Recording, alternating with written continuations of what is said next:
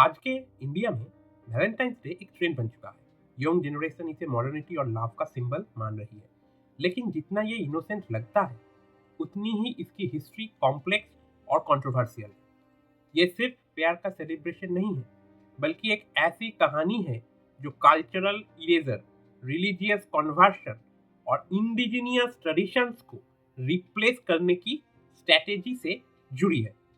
The hidden history of Valentine's day.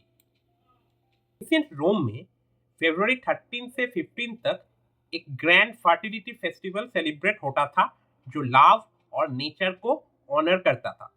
Christianity के spread होने के बाद चर्च ने इसे पेगन और इमोरल कहकर इरेज करना शुरू किया। पोप गेलासियस वन ने इस फेस्टिवल को रीब्रांड कर दिया और फरवरी 14 को सेंट वैलेंटाइन से एसोसिएट कर दिया। यह सिर्फ एक एडेप्टेशन नहीं थी, बल्कि एक डेलिबरेट एक्ट था ताकि एंशिएंट ट्रेडिशंस को क्रिश्चियन नैरेटिव से रिप्लेस किया जा सके। Truth about saint Valentine. 3rd century में एम्पायर क्लॉडियस II रूल कर रहे थे। उनका मानना था कि अनमैरिड सोल्जर्स बेटर फाइटर्स होते हैं, इसलिए उन्होंने यंग मेन के शादी करने पर बैन लगा दिया।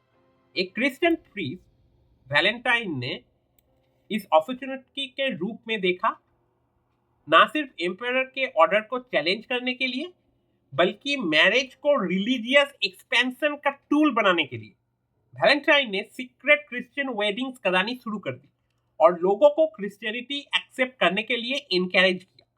जब एम्पायर क्लॉडियस को यह बात पता चला तो उसने वैलेंटाइन को जेल में डाल दिया, लेकिन जेल के अंदर भी वैलेंटाइन अपना मिशन कंटिन्यू रखा और जेलर के पूरे परिवार को कन्वर्ट कर दिया।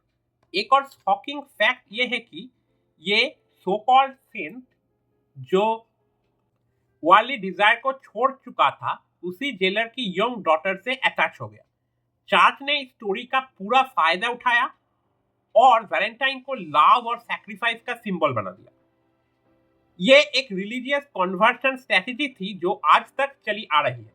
How a religious agenda became a global celebration. जब क्रिश्चियनिटी स्प्रेड हो गई तब भी रोम का फर्टिलिटी फेस्टिवल लोग सेलिब्रेट करते थे।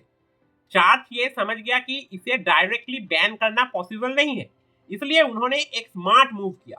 फेस्टिवल को रीब्रांड करके क्रिश्चियन वर्जन बना दिया जो आज वैलेंटाइंस डे के नाम से जाना जाता है।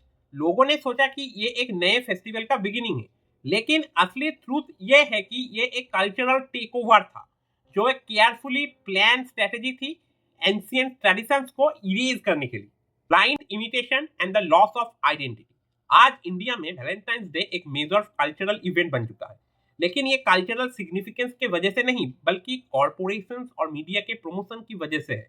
वेस्टर्न पॉप कल्चर इसे मॉडर्निटी का साइन बना रही है, लेकिन एक सवाल उठता है, क्या बिना ओरिजिन समझे किसी चीज को ब्लाइंड फॉलो करना मॉडर्निटी है? इंडियन कल्चर में लव हमेशा सेक्रेट रहा है। सती का शिव के लिए तपस्या, राम का सीता के लिए लंका तक जाना, गुरु और शिष्य का रिश्ता, भाई और बहन का बंधन, ये सब इंडियन लव के असली सिंबल्स है। वैलेंटाइंस डे की कॉमर्शियलाइज्ड लव स्टोरीज के मुकाबले हमारे ट्रेडिशंस एक डीपर और मीनिंगफुल लव को रिप्रेजेंट करते हैं। एक call for awareness.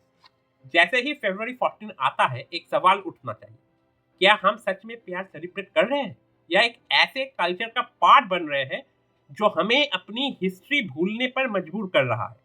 Valentine's day सिर्फ एक इंपोर्टेड ट्रेंड नहीं है, यह एक एग्जाम्पल है कि कैसे हिस्ट्री रीराइट की जा सकती है और सोसाइटीज को अपनी रूट्स भूलने पर मजबूर किया जा सकता है। अब समय आ गया है कि हम ब्लाइंडली वेस्टर्न कस्टम्स को फॉलो करने के बजाय अपनी इंडियन हेरिटेज के असली लाभ को समझें और उससे सेलिब्रेट करें। Thanks for watching.